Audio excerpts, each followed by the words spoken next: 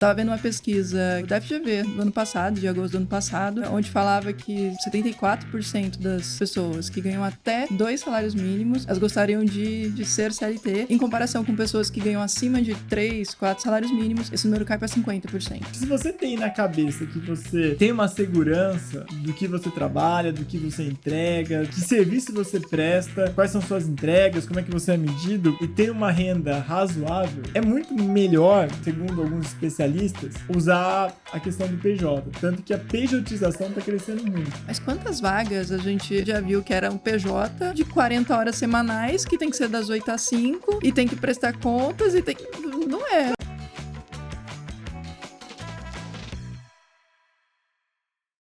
Olá, estamos começando aqui mais um Francamente, e o papo de hoje é sobre algo que está mexendo com a estrutura do trabalho no Brasil, que é trabalho PJ versus trabalho CLT.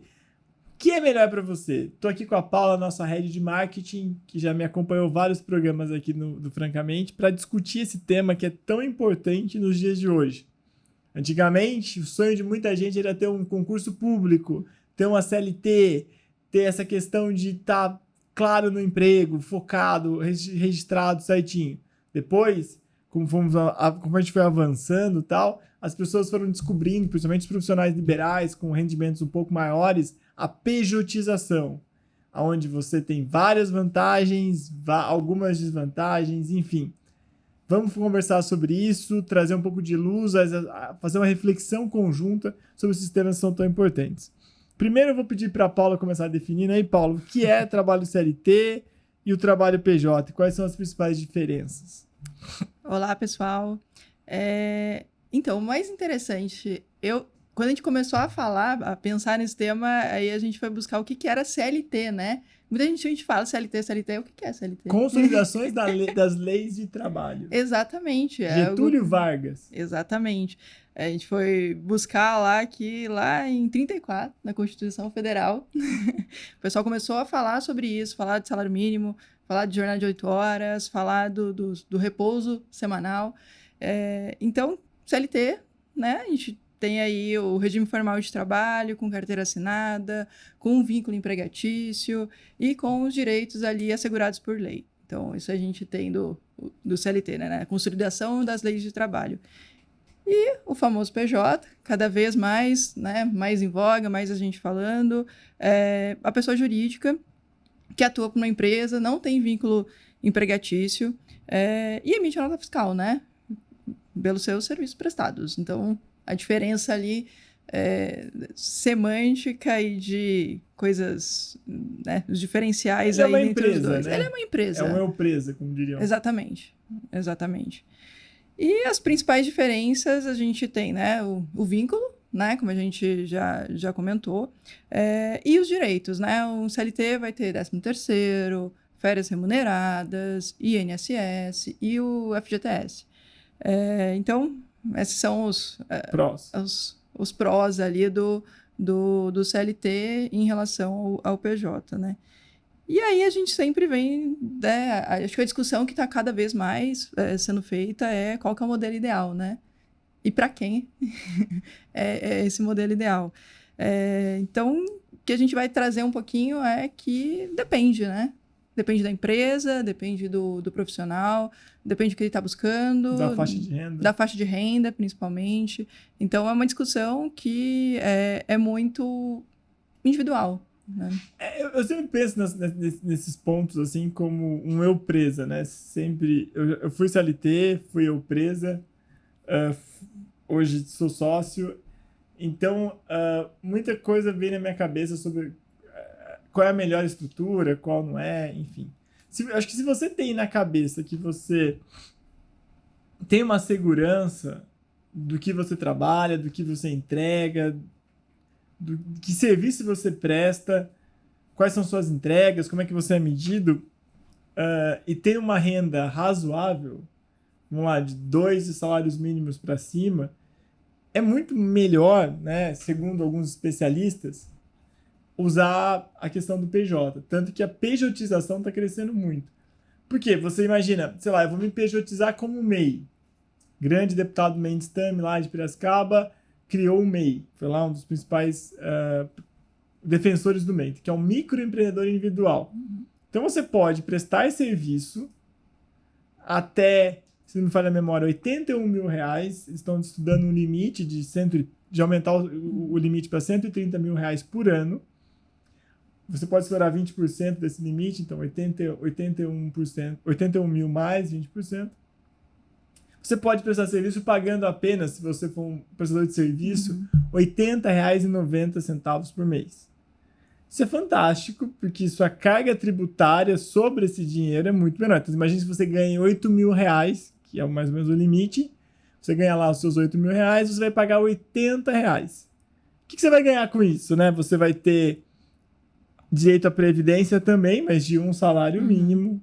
Você vai ter direito ao INSS quando você se machucar, usar o sistema público, enfim. E você vai receber desse dinheiro, dos R$8 mil, praticamente você vai descontar só os R$80 que você paga. Então você vai receber 7.920, 7.919, para ser mais exato. Quando você é um CLT com essa faixa de salário, você já vai ter que pagar muita coisa. Não sei qual é a taxa que cai, Paulo. Eu sei que tem salário desse tipo aí. Não tô brincando, Paulo é sócia. Tem o 27,5%. Que é o máximo. Que é o máximo. Que acho que é a partir de 12 mil. Não, a partir de 4 mil. Não, tô zoando. Não, sério? Sim. Nossa, tô manjando aqui. 27,5% é quem ganha 4 mil? 4.800, então todo mundo é 27,5 quase. Então aí, você já cai bastante. Para um terço. Você já cai um terço do salário. Então tem isso, tem mais o 8% do FGTS. Que é essa grande discussão que a gente está tendo hoje, né? Com as mudanças aí. Você me empresta você me empresta meu dinheiro. Mas tudo bem, com o empréstimo a liberação do empréstimo de FGTS, como uma forma de injeção de dinheiro para rodar no mercado. Então você tem algumas perdas ali que são consideráveis e que fazem as pessoas colocarem na ponta do lápis. O que está cada vez mais as pessoas fazendo é calculadora de PJ e CLT para ver o que vale mais a pena, né? Então, uma discussão aí bem linha a linha. Eu acho assim, na minha cabeça, segundo os especialistas que eu vi, é meio que claro que é muito melhor a questão do PJ para esse caso específico. Porque assim, beleza. O que você vai estar onerando? Você vai estar onerando, poxa, eu podia estar contribuindo mais com a Previdência Social, poderia com isso ter um salário maior quando me aposentar daqui a alguns anos. Eu tô com 41, acho que são 62 o homem para aposentar, ou 65 o tempo limite, não lembro. Então daqui a 24 anos, daqui 24 anos eu vou poder me aposentar melhor. Com 3 salários da Previdência, continuar pagando e conseguindo, se não tiver uma reforma previdenciária, que vai ter que ter outra, porque não está fechando a conta de novo, mas imagino. Aí você fala, olha, também eu tenho a questão de contribuir mais com a questão do INSS, eu vou ter um fundo de garantia onde meu dinheiro vai ficar travado, eu vou pegar num saque aniversário, não sei muito bem como funciona, e ele vai ser remunerado. Qual que é a taxa de remuneração do FGTS? Em torno de 6%, menos que a poupança. Menos que a poupança. Mas esse dinheiro vai estar ajudando a fomentar o empréstimo da casa própria. Então, eu, como colaborador, né, como funcionário, vou estar emprestando dinheiro à taxa subsidiada para o governo financiar a casa própria.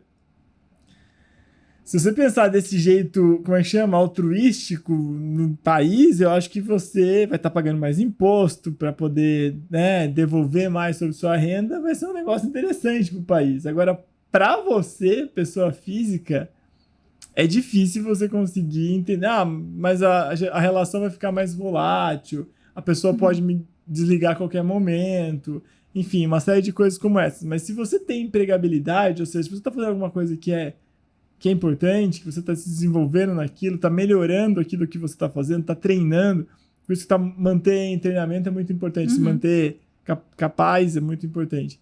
Eu acho que não vai ter um impacto tão grande, né? Mas vamos falar um pouco dos outros pontos aqui, né? Dessa questão de aumento. Do aumento do PJ no mercado. Quais são os dados e tendências, Paula? Como eu tô falando mesmo, tá aumentando pra caramba ou eu tô contando história? Tá aumentando por diversos motivos, houve aí um aumento significativo, porque, primeiro que reduz custo, se você olhar no cenário, para qualquer empresa vai reduzir custo, porque um funcionário, quando você tem uma carteira assinada, né, um CLT, você tem outros custos, né, olhando a visão do empregador, para manter. Então, você tem um salário que acaba sendo menor, porque você tem, né, um funcionário não custa o que está na carteira dele, né? Ele custa 78%. Esqueci de falar uma coisa importante, que é a contribuição de 20% lá sobre que você faz contribuição do sindicato patronal de 20%, não é isso? Essa é outra discussão, né? Porque ele era obrigatório até 2000 Não, esse é do funcionário. Depois tem o do patronal, que é 20%, eu acho. E o aí, do funcionário também.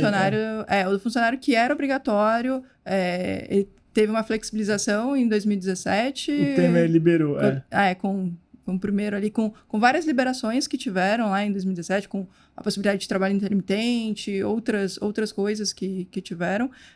E essa foi um dos pontos que o funcionário ele não é obrigado a contribuir para o sindicato, é algo opcional, então ele tem que fazer lá a sua cartinha. Mas se vocês não quiserem contribuir para o sindicato, corram atrás, que é um direito de vocês. Só que o problema nisso eles aproveitam, eu lembro do livro do Dan Ariely, Previsivelmente Irracional, eu acho que era o nome. Que ele falava isso, se você deixasse... Imagina assim, que você tivesse que ir pro sindicato falar que você quer ir no sindicato. Você ia ter uma taxa de contribuição do sindicato negativa. Uhum. Agora, se você coloca que se você não quiser, você tem que ir lá, todo ano, né? Você reduz muito o número de... vou pegar aquela fila, enfrentar uma fila, ter que entregar em mãos, as pessoas não vão receber, enfim. Toda uma... barreiras que são colocadas, burocracia. É um dia só de trabalho, de 365 dias, vou pagar um dia só, tal. Deixa.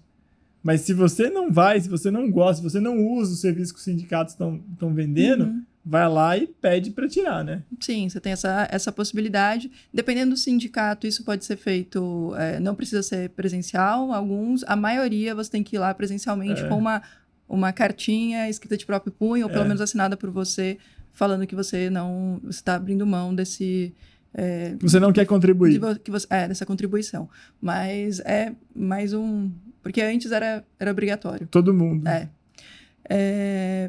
Então, tem essa maior flexibilidade em relação à empresa. Então, essa coisa, né? A pessoa pode não estar em CLT, ser um PJ, e aí você vê o seu salário aumentando, né? Porque você não vai ter esse custo para a empresa. Então, você tem um aumento de pejotização porque você tem um ganha-ganha, né? O único que perde é o governo. Essa é a grande coisa que a gente está comentando hoje, né? Então, o empregador ele vai gastar menos com um funcionário e o funcionário vai ganhar mais. Então, essa é uma das coisas, né, que estão contribuindo ali para o aumento da pejotização. E aí, os fatores, quais são, aonde que a gente pode observar, tem pesquisa sobre isso, esse aumento da pejotização, né?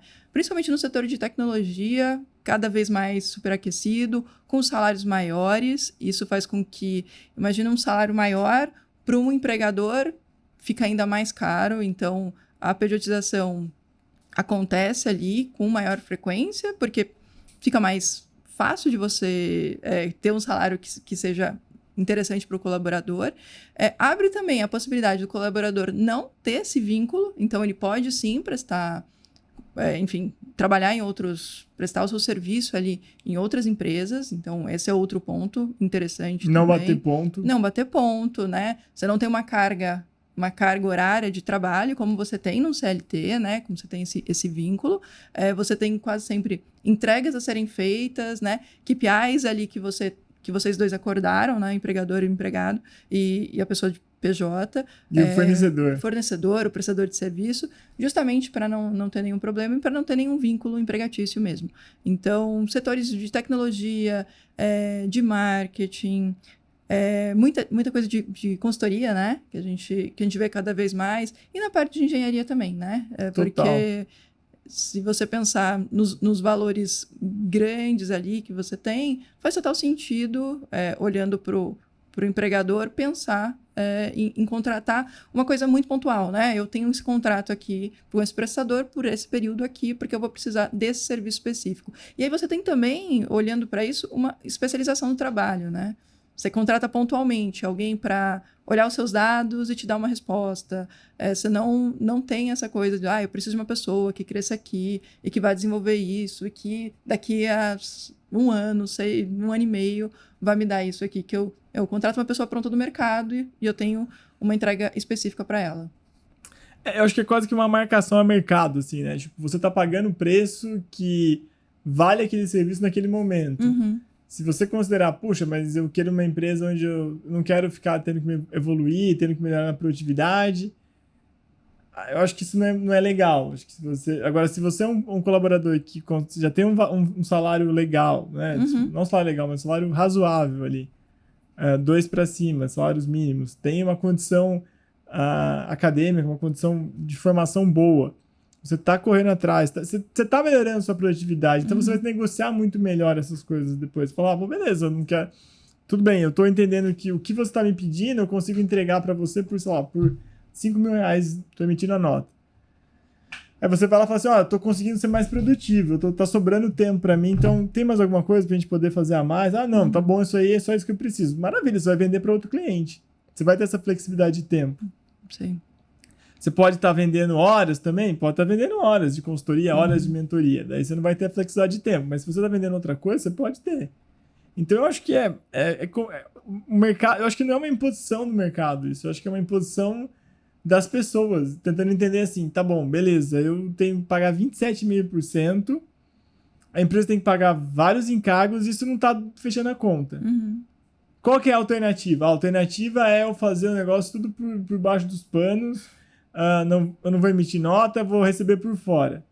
Essa alternativa é muito arriscada. A empresa pode tomar um processo, você também pode não receber da empresa, a empresa pode acabar, vai deixar você vendo navios, mas tem uma solução jurídica válida criada para isso, que é você abrir a sua empresa, abrir seu PJ, entre aspas, sua pessoa jurídica, e prestar esse serviço. Eu quero contratar mais uma pessoa. Mesmo MEI pode contratar mais um colaborador. Então você pode contratar um estagiário para te ajudar. Você vai lá e contrata ele também, ajuda, enfim.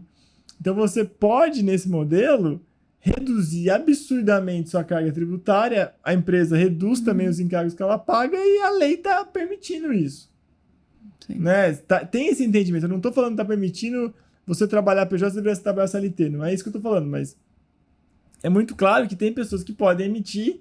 Se você fala que aquilo é o que você faz, tal, não tem como falar não, né? É permitido, é legal, né? Sim.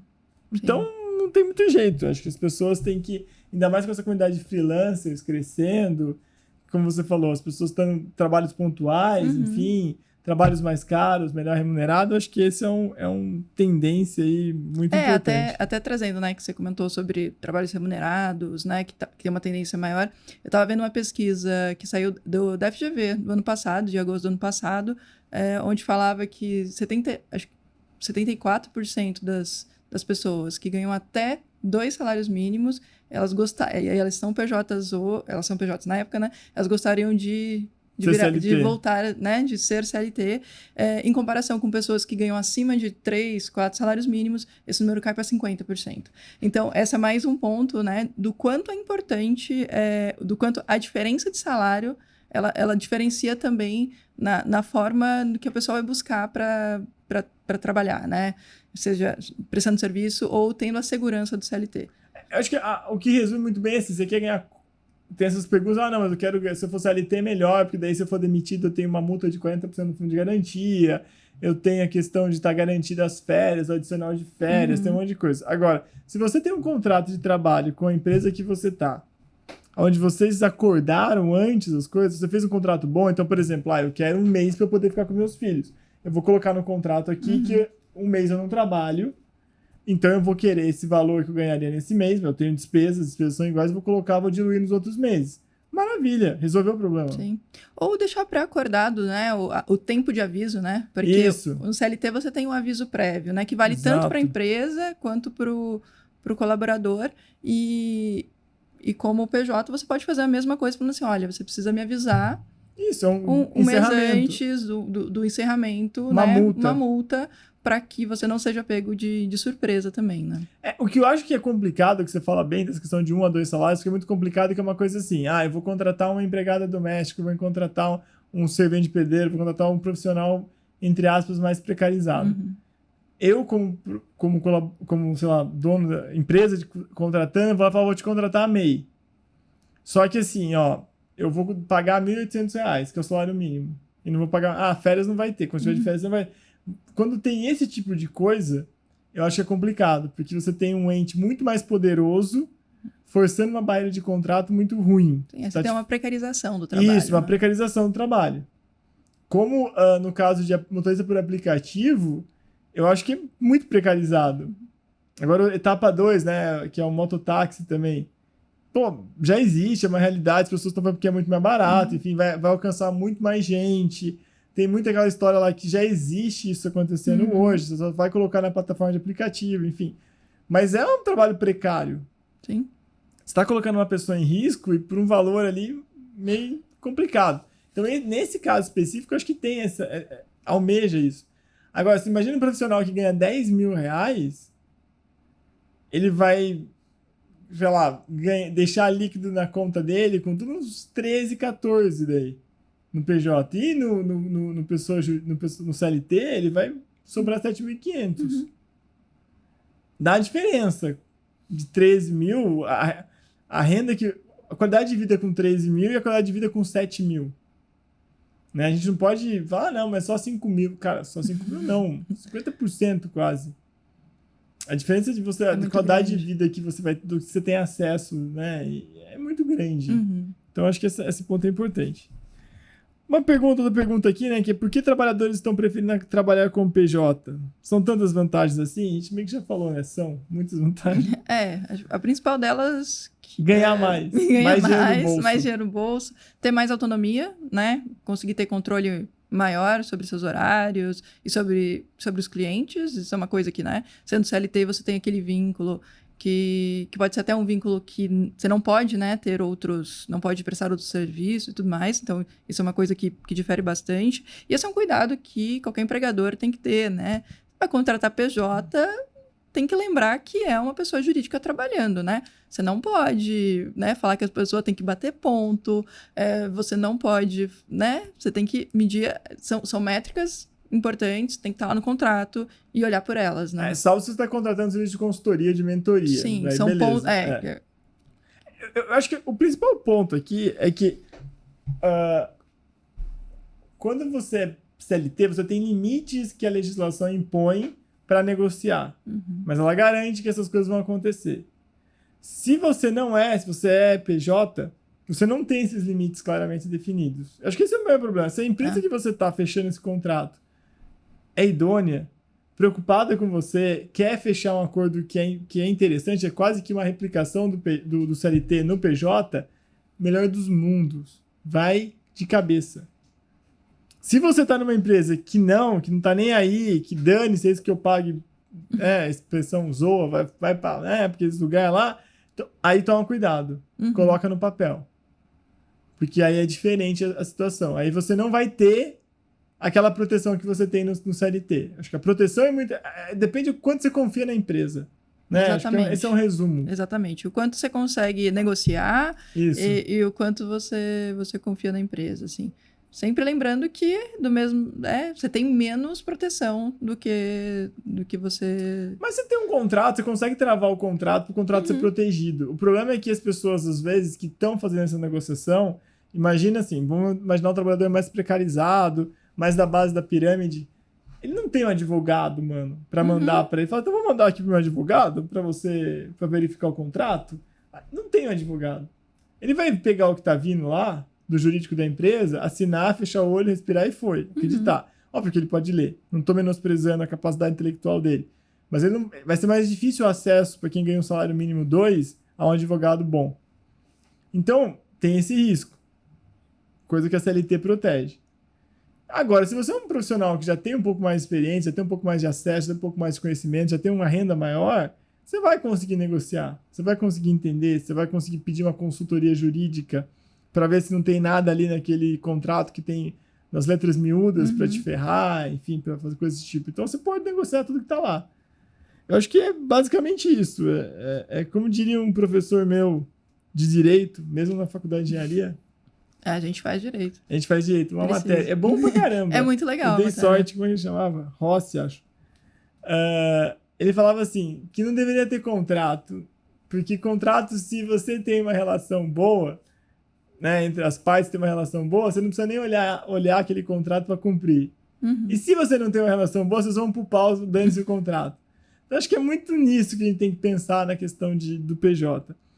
Eu, por exemplo, faria um contrato PJ num trabalho que eu não confio na empresa? Não. Faria um contrato PJ sem uma revisão jurídica? Não.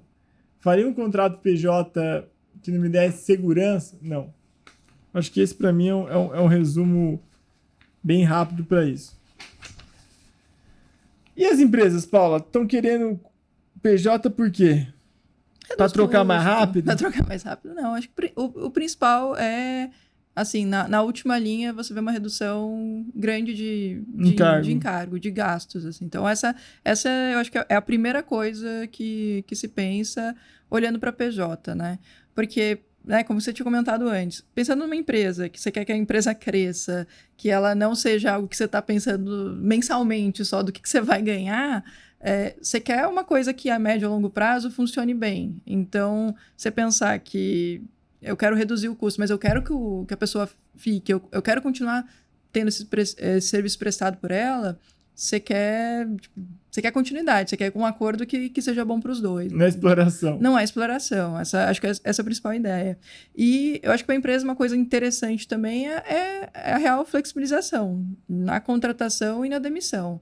Eu acho que também tem esse outro custo, né? Não é só o custo trabalhista dos encargos e tudo mais, mas você tem pensando em coisas pontuais, né, em serviços pontuais, você tem essa flexibilidade. Eu quero esse serviço aqui.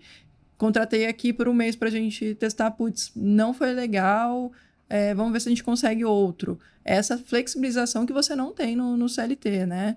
Então, você consegue ter uma maior ali, possibilidade de encontrar pessoas diferentes. Assim, eu acho que esse também é um ponto que para as empresas elas estão olhando. Mas a coisa sempre cai nisso, né?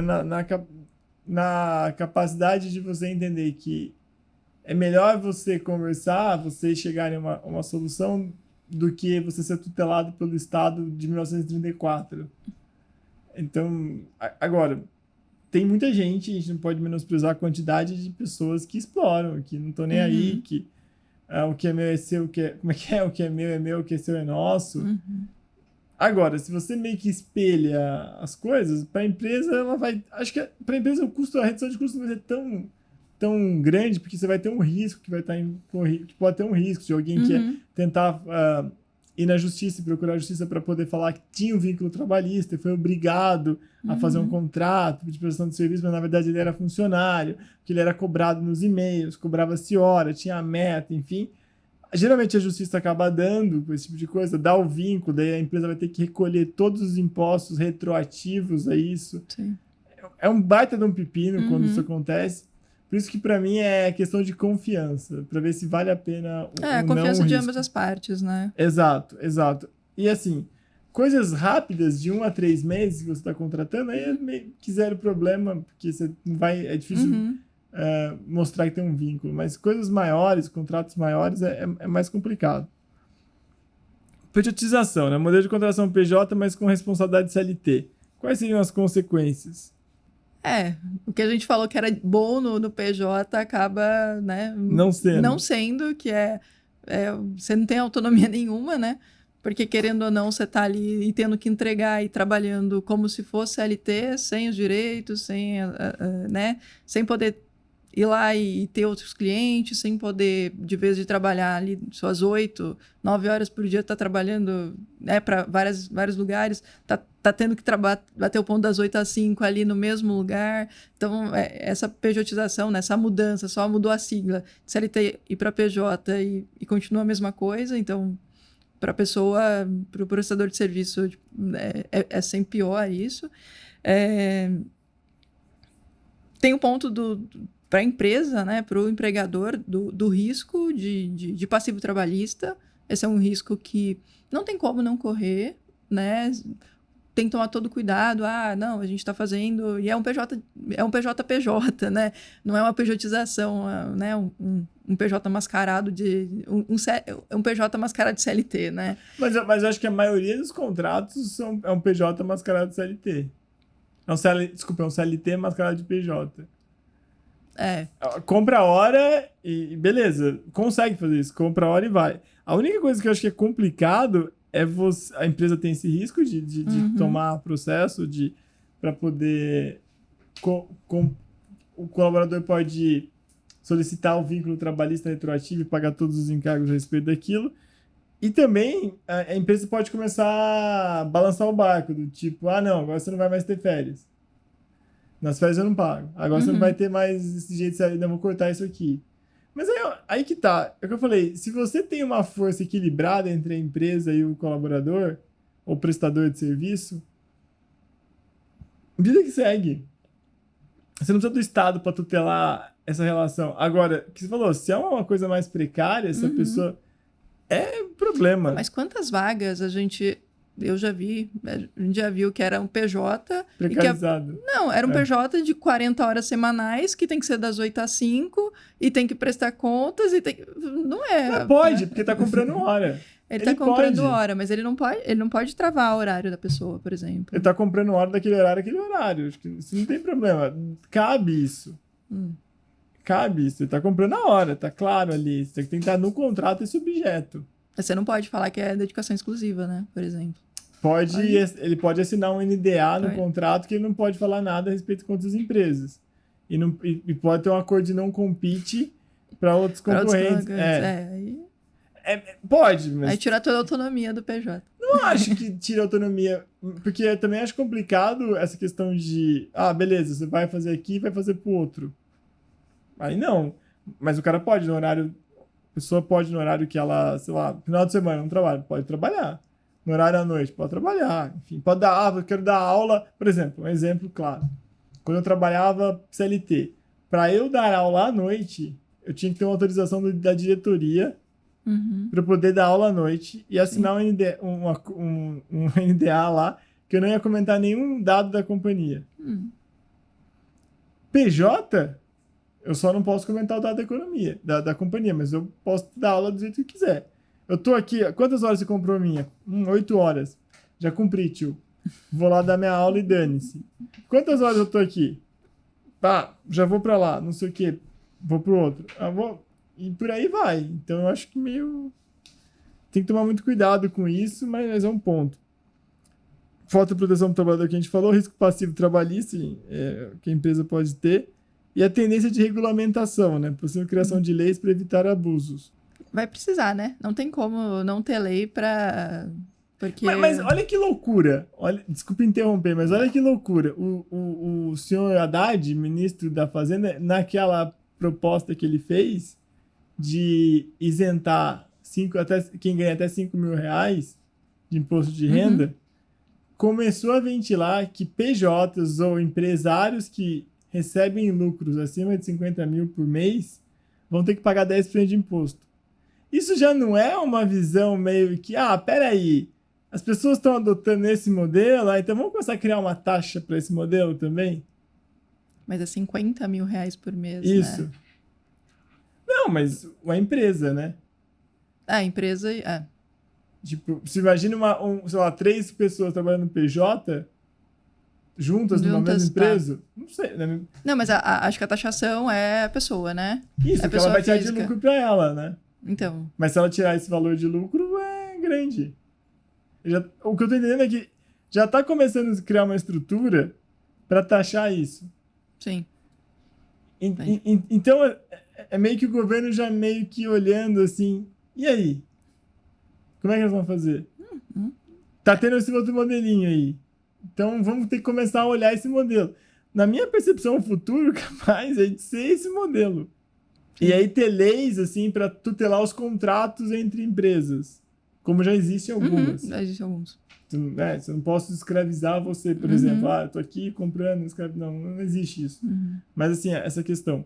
E um outro ponto que é complicado também é a questão da previdência. O que você prefere, Paula? Dar um pouco de dinheiro pro INSS gerir e por... A geração Z vai ter que... Porque a gente, na verdade, hoje a gente paga a previdência dos mais velhos. A previdência aqui não é acumulativa, é compartilhativa. Você compartilha aqui, né? A gente paga, quem tá lá aposentado hoje tá sendo pago pela gente. Você, no futuro, Paula daqui 30 anos. Paula, uma senhora. Uma senhora. 65 anos, a Paula lá. A geração Z e as outras gerações que vão vir, beta, gama, não sei como é que funciona, mas elas vão ter que pagar a sua previdência. E o problema maior... Que eles são o menor número.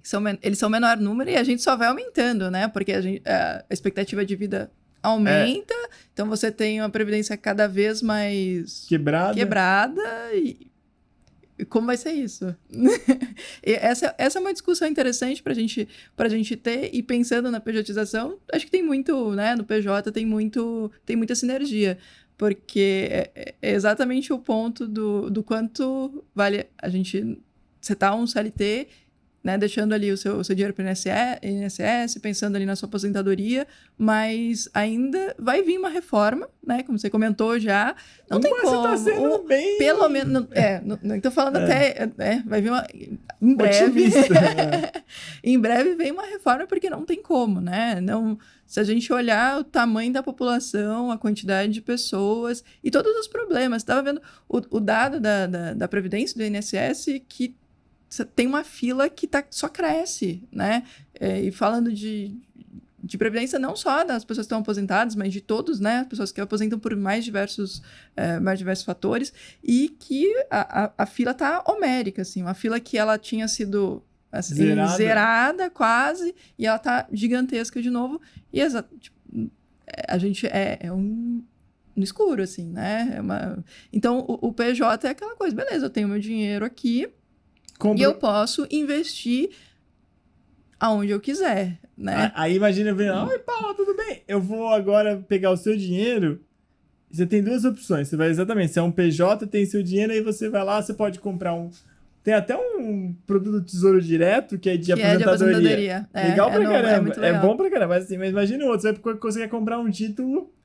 Você fala assim, eu vou pegar esse dinheiro e vou guardar aqui na aposentadoria. Então sobrou aqui, vou tirar, sei lá, R$500 do meu, que eu pagaria de INSS. Eu vou colocar esse dinheiro aqui nesse fundo, que é um fundo IPCA mais 6% de juros semestrais do governo. Tesourão lá. Aí ele falou de 20 anos. Você prefere essa opção ou você prefere INSS? Luiz Marinho. Vai lá, pega meu dinheiro aqui, vamos ajudar esse pessoal aqui. E daí no futuro, quem sabe, serem ajudadas também. Serem ajudadas também. Essa é Olha os tombos de fundo de pensão privado. Tem tombo. Previ, Petros, Scam, um monte de coisa que a gente vê na mídia. Aquele acho que da Fundação Rubem Berta, dos pilotos da Varig também, que teve explodiu, acabou com um monte de coisa, sumiu o dinheiro. Então, eu acho que depende do nível de confiança que você tem. Então, a minha visão é cada vez menor a possibilidade de a gente aposentar. Sim. Mas posso estar sendo pessimista. Segundo os especialistas. Segundo você pode estar sendo pessimista, mas é escuro. Eu acho que esse é o grande problema. Não sabemos, né? E com todas as mudanças que podem vir e que, olhando para o passado, fazendo uma prévia do futuro, é meio conturbado a gente pensar como vai ser. E assim, e uma coisa que eu achei muito interessante que eu vi o presidente Lula falando depois das eleições municipais, achei interessante, que ele falou assim, nossa, nós precisamos da acachapante derrota, né, que o PT teve, acho que foi 200 e poucas prefeituras, perto de 800 e poucas do PSD e do Kassab. Ele fala, nós vamos olhar para esse cara que é empreendedor, nós precisamos olhar para esse cara que está empreendendo, a gente não tem, as pessoas não querem mais só trabalho de carteira assinada, CLT na fábrica. Eu achei tão bonito isso quando ele falou, nós precisamos olhar para esse outro cara. Aí quando vem essa questão da isenção para quem ganha R$5.000 e SLT, e provisionar uma oneração de quem tira lucro, não entendi muito bem a mensagem conectada, entendeu? Eu não tô falando, eu não tô falando que quem ganha 5 mil não tem que ser isento, pelo amor de Deus. Mas, assim, na minha cabeça, seria muito mais natural reajustar a tabela do imposto de renda, que não deve ser ajustada faz anos. Nem sei quanto. Não tenho ideia também. Fernando Henrique deve ser o tipo que... Sarney, não, brincadeira. Mas, assim, fazia mais sentido na minha cabeça mexer nisso e mexer depois. Vou reajustar a tabela do imposto de renda. Bah. Depois, eu vou reajustar, vou criar um imposto para grandes fortunas, vou criar um imposto para lucro. Tudo bem, beleza, mas não meio que a impressão que dá é que eu vou tirar de quem está pejotizado, ou quem é empresário, para pagar quem está CLT. Sendo que eu estou vendo que a população brasileira quer ser mais empresária do que CLT. Porque eu acho que a sensação do o pessoal quer mais, ser mais empresário, CLT, porque a pessoa quer mais dinheiro, ela precisa de mais dinheiro para viver, né? E aí tá muito caro, né? Ir no mercado tá caro, comprar as coisas tá caro, respirar tá caro. Então, isso faz com que a pessoa veja na possibilidade de empreender, de ser PJ, de ter essa autonomia maior, a chance dele conseguir mais dinheiro. Acho que esse é o ponto, né? E agora, mais uma vez, essa contradição, que não tem, e aí vem todas as desconfianças, e meu Deus, como é que vai ser daqui? E aí é uma coisa muito pessoal de, beleza, tendo esse cenário que a gente não sabe como como você se sente mais seguro hoje. Acho que é essa a discussão. Você se sente mais seguro hoje? Eu me sinto mais seguro hoje sendo CLT, tendo os meus direitos assegurados, ou não, eu quero dessa oportunidade, essa possibilidade de ganhar mais, mas sempre tendo claro que talvez eu tenha que correr um pouco mais, talvez tenha que guardar mais dinheiro, pensando que eu posso ter algum problema num dos contratos. Enfim, é uma coisa muito pessoal, que vai variar absurdamente de acordo com a jornada de cada um, uma jornada de escolha de profissão, de construção mesmo, de carreira. A minha carreira é muito louca nesse sentido. Tipo, eu comecei lá, aí saí do estágio, pedi estágio para trabalhar com meu pai, aí montei um PJ, assim, para poder faturar, tinha nota para o meu pai, para poder receber. Daí comecei a fazer, que eu não estava no mestrado ainda, daí eu comecei, esse dinheiro que eu tô ganhando aqui não dá, vou começar a dar aula à noite. Aí falei, beleza, tô vendo que tá sobrando tempo aqui, vou diminuir um pouco de horas no meu pai, ficar uma vez por semana, 2 vezes por semana ajudando aqui, tá bom? E vou vender também para começar a fazer umas consultorias por fora. Aí fui tirando mais nota, trabalhava dia e noite, ok, né, beleza, das 8h30 até umas 11 horas da noite, 10h30, mas eu tinha energia naquela época, né? Então, era o que eu escolhi para poder ganhar razoável. Era a ferramenta que eu tinha. Se eu fosse trainee, se eu tivesse escolhido uma carreira corporativa, eu talvez estivesse ganhando tanto quanto como CLT, porque tinha bônus, tinha algumas coisas. Mas como eu escolhi essa coisa mais empreendedora, eu gosto disso, cara, ninguém vai deixar o que eu tenho que fazer ou não. Me pede o que eu tenho que entregar. Não vem mandar no meu trabalho. Me dá, o que você precisa para entregar? Eu tenho essa paixão muito grande. E tem uma condição econômica, uma condição de família, uma estrutura familiar que me permite, se der merda, desculpa a expressão, Dona Zuleika fazer uma comida para mim lá, ter banho tomado. Eu tinha isso. Esse é um ponto, né? Quando a gente discute, o empreendedor... às vezes a pessoa prefere o CLT porque ela precisa dessa... ele não tem esse amparo, essa possibilidade, e assim, preciso do CLT porque é a forma de eu me assegurar que o mínimo eu vou ter. Exato. Então, eu acho que exatamente, se eu tivesse alguma condição que eu tivesse entre até 2 salários mínimos, até 3, eu nunca ia... Até 2, eu nunca ia optar por PJ. 2, 3, eu não ia, porque fala, cara, não sei quando eu vou ser descartado, pelo menos aqui eu tenho um aviso prévio, eu tenho garantido as coisas. Então, se porventura a empresa quebrar, a empresa não conseguir me pagar, eu tenho alguma ferramenta jurídica para poder cobrar. Sim. É muito mais fácil, porque eu vou lá, primeiro pago imposto, depois os funcionários, depois fornecedor, depois prestador de serviço e tal. Então, tem uma ordem na execução Sim. de uma crise, enfim, de uma empresa que, por exemplo, dá 40 bilhões de cano no mercado e azar, fazer o quê? É a vida. Então, a gente tem que tomar muito cuidado com isso. Mas, se você tem um pouco mais de condição, eu acho que é indúbio a opção pelo PJ, né? Na minha percepção. Mas acho que esse é o ponto que você, aí de casa, tem que fazer essa análise e pensar. Provavelmente, se você já vê a gente, você deve ter essa ideia e falar, pô, vale a pena, não vale? E dependendo das suas características, como a Paula falou de carreira, se você é uma pessoa que vende melhor, se conversa, tem networking, vai ser mais fácil você conseguir outras coisas. E tem ferramentas para isso hoje em dia, né? Tem sites que você consegue... O LinkedIn mesmo ajuda você... Até essa troca, né? até essa troca, escolher, enfim. Agora, se você é um cara mais reservado, se você tem algumas contas mais pesadas para pagar, tem uma necessidade de... não tem um colchãozinho de liquidez, você, às vezes, abrir mão, né, sem um contrato forte de PJ, não, eu quero sair do CLT porque eu vou prestar serviço para você. Não, peraí. Acho que a melhor opção é, vou virar PJ, mas eu vou vamos fazer um contrato de 1 ano, com multa, com isso. Tudo bem, você vai estar resguardado tanto quanto. Então, acho que tem que desenhar bem aí qual é a melhor solução para você.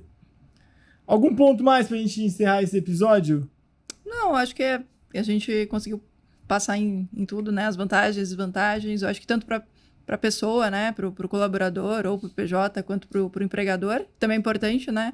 Lembrar para o empregador que tem os prós e tem os contras também, né? Tem os prós de você ter essa possibilidade de ter pessoas mais qualificadas e ter pessoas que conseguem fazer algo pontual para você e, ao mesmo tempo, tomar cuidado com os possíveis problemas trabalhistas que isso pode ter. Então, o cuidado em, uma vez acordado ali, se tem um contrato, seguir o contrato. Isso aqui, para mim, só para resumir, é um pouco daquela discussão que eu vi sobre alugar carro ou comprar carro. Né? Eu sou rico, alugo carro, beleza.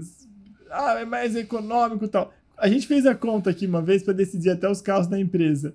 No nosso caso, não foi mais econômico alugar o carro. Foi mais econômico comprar o carro. A gente não queria um carro muito grande, a gente queria... O carro pra gente dura 5, 10 anos, não dura 1 ano só. Então é a mesma coisa aqui. O que serve para mim pode não servir para você. Então verifica, olha aí. E se você gostou dessa live... Brincadeira, se você gostou desse episódio do nosso Francamente, siga a gente nas redes aí. É só seguir o nosso canal e ativar o sininho para ver, porque toda semana tem coisa nova para vocês, tem alguns shorts, tem bastante coisa interessante. A Paula comanda nossas redes, a parte do Instagram, a parte do LinkedIn. Qualquer dica, tal, comenta lá e esperamos vocês na próxima. Tchau, Até tchau. mais.